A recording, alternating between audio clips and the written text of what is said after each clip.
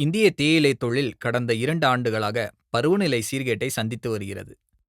இதனால் தேயிலைத் தோட்டங்களில் பூச்சிகளின் தாக்கம் அதிகமாக உள்ளது. பூச்சிக்கொல்லிகளின் பயன்பாடு அவசியமாகிவிட்டது.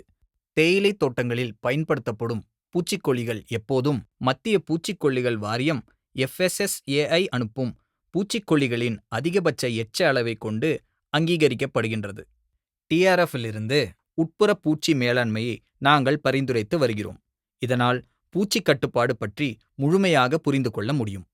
சிறு குறு விவசாயிகளுடன் ஒழுங்கமைக்கப்பட்ட தேயிலைத் துறையுடன் நாங்கள் தொடர் பயிற்சி பட்டறைகளை நடத்தி வருகிறோம். மேலும் நாங்கள் ட்ரஸ்ட் உடன் இணைந்து சரியான அறுவடைக்கு முந்தைய கால இடைவெளிகளை பின்பற்றி பூச்சிக்கொல்லிகளின் எச்சங்களின் பாதுகாப்பான வரம்பிற்கு கீழே இருக்கும் வகையில் விவசாயிகள் மற்றும் சிறு குறு விவசாயிகளுக்கு கற்பித்து வருகிறோம்.